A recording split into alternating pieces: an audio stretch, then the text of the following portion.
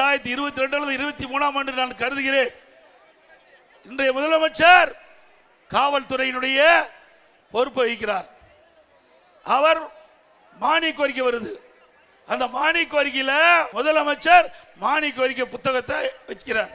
அதுல படிச்சு பார்க்கும்போது அதுல ஒரு கருத்து சொல்லியிருக்காரு. 20ஆம் பக்கம் 2வது பேராவில் பள்ளிக்கு அருகில கல்லூரிக்கு அருகில கஞ்சா கண்டுபிடிக்கப்பட்டது 2348 பேர், கைது செய்யப்பட்டது 148 பேர்.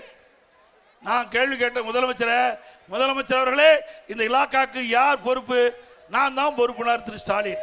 அப்படின்னா இந்த கொள்கை விளக்க குறிப்பை யார் நீங்க சட்டமன்றத்தில் சமர்ப்பித்தீங்க? நான் தான் சமர்ப்பித்தனார்.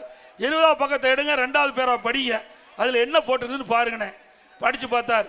ஆக 2348 பேர் பள்ளிக்கு அருகில கல்லூரிக்கு அருகில இந்த போதைப் பொருள் கண்டுபிடிக்கப்பட்டது என்று நீ கொடுக்கப்பட்டு விட்டு அதில் கைது செய்யப்பட்ட 148 பேர் கஞ்சா வைத்திருந்தாலும் குற்றம், அதே போல விற்றாலும் குற்றம், கொண்டு போனாலும் குற்றம்.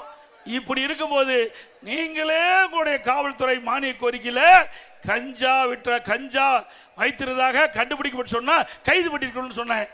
எந்த பதிலும் இல்லை. மற்றவெல்லாம் திமுக காரன். 148 பேர் போக மீதி எல்லாம் திமுக காரன். எப்படி கைது பண்ண முடியும்? இப்படி இருக்கும்போது எப்படி கஞ்சாவை கட்டுப்படுத்த முடியும்?